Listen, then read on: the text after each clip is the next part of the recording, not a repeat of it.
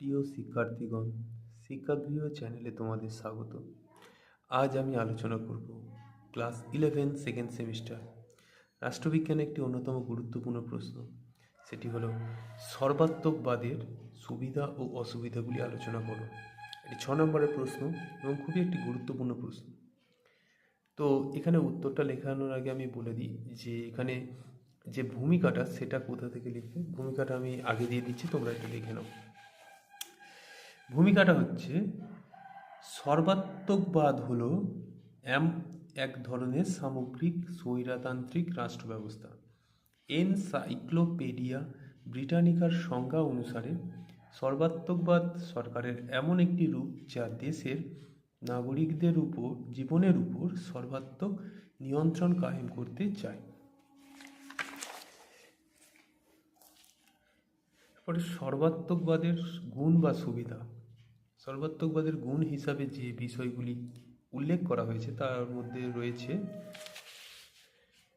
1 নম্বর, দ্রুত সিদ্ধান্ত গ্রহণ ও রূপায়ণের ক্ষমতা।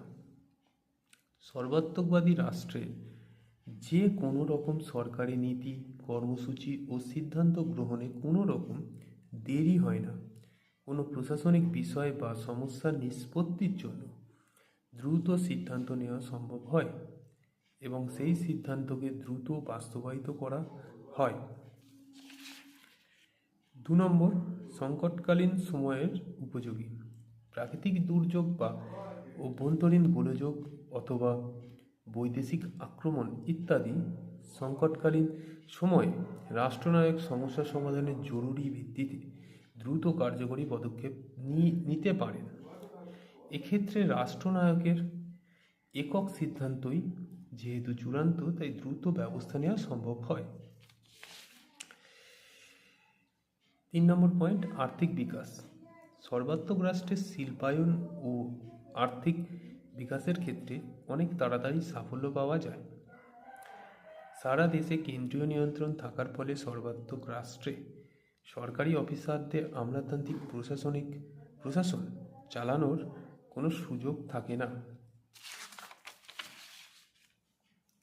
এর ফলে সর্বাত্মক রাষ্ট্রের রাষ্ট্রনায়কের উন্নয়নমূলক কর্মসূচি রূপায়ণে কোনো রকম বাধা বিপত্তি না থাকায় শিল্পায়ন ও আর্থিক বিকাশের হার অনেক দ্রুত হয়।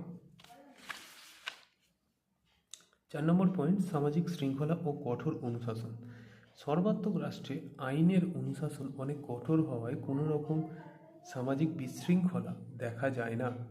সারা দেশে আইনের যে কঠোর অনুশাসন বলবৎ হয় তার ফলে সামাজিক শৃঙ্খলা বজায় থাকে। 5 নম্বর, জাতীয় ঐক্যবোধ। সর্বাত্মক রাষ্ট্রে শুধু যে রাষ্ট্রনায়ককে অতিমানব বলে মনে করা হয় তাই নয়, রাষ্ট্রকেও শ্রেষ্ঠ বলে মনে করা হয়। সর্বাত্মকবাদের দোষ বা অসুবিধা। সর্বাত্মকবাদের প্রধান দোষগুলি হল 1 নম্বর, ব্যক্তি স্বাধীনতার পরিপন্থী। সর্বাত্মকবাদে ব্যক্তি স্বাধীনতার কোনো জায়গা নেই। এটি এমন একটি মতাদর্শ যেখানে রাষ্ট্র আগে, ব্যক্তি পরে। সর্বাত্মক মতাদর্শে রাষ্ট্রের জন্য ব্যক্তি, ব্যক্তির জন্য রাষ্ট্র নয়। 2 নম্বর, অগণতান্ত্রিক। সর্বাত্মকবাদ গণতন্ত্রের সম্পূর্ণ বিপরীত একটি মতাদর্শ। গণতন্ত্র হলো জনগণের শাসন, অন্যদিকে সর্বাত্মকবাদ হলো স্বৈরাচারী শাসকের শাসন। একদলীয় শাসন। সর্বাত্মকবাদে একটি রাজনৈতিক দল থাকে, অন্য কোনো দলের অস্তিত্ব এখানে কল্পনাও করা যায় না। এর ফলে জনগণের মধ্যে রাজনৈতিক চেতনার বিকাশ ঘটে না। সেই সঙ্গে একদলীয় যাবতীয় সিদ্ধান্ত মাথা পেতে নেওয়া ছাড়া অন্য কোনো উপায় থাকে না। ব্যক্তি পরিসরে রাষ্ট্রের প্রবেশ। সর্বাত্মক রাষ্ট্রের সবচেয়ে বড় ত্রুটি হল ব্যক্তির নিজস্ব পরিসরে রাষ্ট্রের হস্তক্ষেপ। এমনটা আর কোনো রাজনৈতিক ব্যবস্থায়, এমনকি একনায়কতন্ত্রেও দেখা যায় না। সৃজনশীলতার চরম শত্রু। 5 নম্বর পয়েন্ট, সর্বাত্মক রাষ্ট্রকে শিল্প, সাহিত্য, সংস্কৃতির উদ্ভাবন ও সৃজনশীলতার চরম শত্রু বলে মনে করা হয়। এখানে সব কিছুই যেহেতু সর্বাত্মক রাষ্ট্রের রাষ্ট্রনায়কদের দ্বারা নিয়ন্ত্রিত হয়, তাই শিল্প সাহিত্যকেও রাষ্ট্র সর্বস্ব করে গড়ে তোলার চেষ্টা করা হয়। মুসোলিনি, ফ্রাঙ্কো ও স্টালিনের শাসনকালে এমনটাই দেখা গেছে। মূল্যায়ন। সর্বোপরি সর্বাত্মক মতবাদ গণতন্ত্রের কথা বললেও তা ক্ষমতার প্রয়োগ ঘটিয়ে জনসাধারণের আনুগত্য প্রার্থনা করে এবং তাদের উপর বিপ্লবী পন্থায় অর্থনৈতিক ও সামাজিক ভিত্তি স্থাপনে বিশেষ আগ্রহ দেখায়। তো এখানে বলে রাখি যে এই যে সর্বাত্মকবাদ বলতে কি বোঝায়? সর্বাত্মকবাদ হলো এমন একটি রাষ্ট্র ব্যবস্থা যেটা হচ্ছে স্বৈরাচারী, যেখানে গণতান্ত্রিক ব্যবস্থা থাকে না, সেখানে রাষ্ট্রনায়ক একজনই থাকে এবং তারা তাদের নিজেদের ইচ্ছা মতো সেগুলিকে নিয়ন্ত্রণ করে। তো এটাকে সর্বাত্মক রাষ্ট্র বলে। সর্বাত্মক রাষ্ট্রে কিছু কিছু সুবিধাও আছে।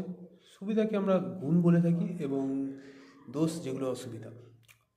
তো এখানে হচ্ছে যেমন প্রথমত দ্রুত সিদ্ধান্ত গ্রহণ করা যায়, যেমন এর মাধ্যমে বিভিন্ন কর্মসূচি দ্রুত গ্রহণ করা যায়। গণতান্ত্রিক রাষ্ট্রে কী হয়, সেখানে প্রথমে বিভিন্ন যে কক্ষ থাকে সেখানে যে বিশিষ্ট আমলারা আছে তাদের থেকে মত নেওয়া হয় বা রাষ্ট্রনেতা থেকে মত নেওয়া হয়, ভোটাভুটি হয়, তারপরে সিদ্ধান্ত গ্রহণ করা হয়।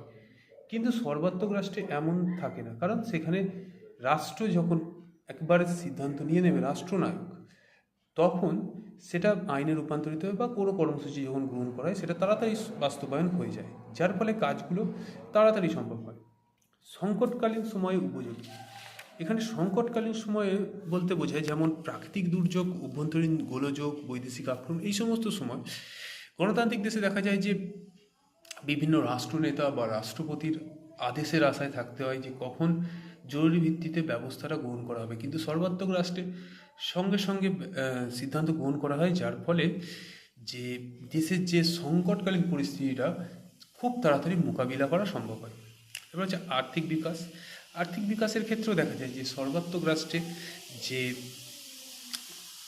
যেটা দেখা যায় রাষ্ট্রনায়ক তাড়াতাড়ি সিদ্ধান্ত নিয়ে নেয়, যার ফলে দেখা যায় যে কোনো কর্মসূচি যে তাড়াতাড়ি ঘটে, যার ফলে আর্থিক ও শিল্পায়নের বিকাশ রাষ্ট্রে ঘটে। সামাজিক শৃঙ্খলা, কঠোর অনুশাসন। এর মাধ্যমে যে সামাজিক শৃঙ্খলা, যে সমাজে যে বিভিন্ন গণতান্ত্রিক ব্যবস্থায় দেখা যায় যে সমাজে অনেক রকম সমস্যা দেখা যায়, যার ফলে সেখানে কোনো সিদ্ধান্ত গ্রহণ করতে দেরি হলে সেই সমস্যাটা আরও বেড়ে যায়। কিন্তু সর্বাত্মক রাষ্ট্রে সরাসরি সিদ্ধান্ত গ্রহণ করার ফলে সেই সমস্যাগুলো নির্মূল করা যায় পুরোপুরি গোড়া থেকে। জাতীয় ঐক্যবোধ। এর মাধ্যমে এক জাতি এক রাষ্ট্রের যে ধারণা সেটি গড়ে ওঠে, যার ফলে জাতীয় ঐক্যবোধ তৈরি হয়। এরপর অসুবিধাগুলো এখানে যদি বলতে হয় যে ব্যক্তি স্বাধীনতার পরিপন্থী। ব্যক্তি স্বাধীনতা বলতে বোঝায় কোনো মানুষ কোনো কাজ তার ব্যক্তি স্বাধীনতা থাকে, একটা নিজস্ব স্বাধীনতা থাকে, তো সেই স্বাধীনতা এই সর্বাত্মকবাদে থাকে না। এখানে একটা কথা বলা হয়েছে যেটা হচ্ছে রাষ্ট্রের জন্য ব্যক্তি, কিন্তু ব্যক্তির জন্য রাষ্ট্র নয়। মানে রাষ্ট্রের কর্তব্য পালন করে ব্যক্তি, কিন্তু ব্যক্তির কোনো আশা, ইচ্ছা বা স্বাধীনতা এইগুলো রাষ্ট্র তার জন্য করতে নাও পারে। অগণতান্ত্রিক। এটা অবশ্যই অগণতান্ত্রিক হবে, কারণ এটা গণতন্ত্রের পুরোপুরি বিপরীত পদ্ধতি। একদলীয় শাসন। এখানে দেখা যাচ্ছে যে রাষ্ট্রে সর্বাত্মকবাদ আছে সেই রাষ্ট্রে দেখা যায় যে একদলীয়, মানে যে দলটি আছে সেই দলটারই প্রাধান্য দেখা যায়, অন্য কোনো দলের অস্তিত্ব সেখানে স্বীকার করা হয় না, বা সেটা যদি তৈরিও হয় সেটাকে দমিয়ে ফেলা হয় বা শেষ করে দেওয়া হয়। ব্যক্তি পরিচয় রাষ্ট্রের বিকাশ। এখানে যে ব্যক্তি পরিচয় রাষ্ট্রের বিকাশ বলতে বোঝায় যে সেই কোনো একটা ব্যক্তির নামের উপর ভিত্তি করেই রাষ্ট্রটা গঠিত হয়, এবং সেটা হচ্ছে এমন একটা ব্যবস্থা যেখানে একনায়কতন্ত্র, যেখানে এই প্রায় একই রকম, কিন্তু সেখানেও এইটা দেখা যায় না। সৃজনশীলতা। যে বিভিন্ন ধরনের শিল্প, সাহিত্য, এই সমস্ত সৃজনশীল যে কাজগুলো হয় সেগুলো এই সর্বাত্মকবাদে হয় না, যার ফলে দেখা যায় যে বিভিন্ন রাষ্ট্রনায়করা যেটা চান সেইটাই একমাত্র এখানে ঘটতে পারে। যেমন মুসোলিনি, ফ্র্যাঙ্কো, স্ট্যালিন, এই সমস্ত যেসব রাষ্ট্রনেতা ছিল তারা তাদের শাসনকালে এই ধরনের কাজগুলো দেখা গেছে। শেষে তো বলা যায় যে গণতন্ত্রের কথা বললেও সর্বাত্মকবাদ কিন্তু সেখানে আনুগত্য প্রার্থনা করে, এবং সেখানে দেখা যায় যে বিভিন্ন ধরনের ভিত্তি স্থাপনে আগ্রহী দেখায়, কিন্তু শেষ পর্যন্ত বলা যেতে পারে এটা গণতন্ত্রের বিপরীত হওয়ার জন্য মানুষের ব্যক্তি স্বাধীনতা থাকে না, যেটা অত্যন্ত গুরুত্বপূর্ণ একটি জিনিস। তো এই ভিডিওতে এই পর্যন্তই। ভিডিওটা ভালো লাগলে লাইক করে দিও, চ্যানেলে নতুন হয়ে থাকলে চ্যানেলটিকে সাবস্ক্রাইব করে দিও। দেখা হচ্ছে পরের ভিডিওতে। ধন্যবাদ।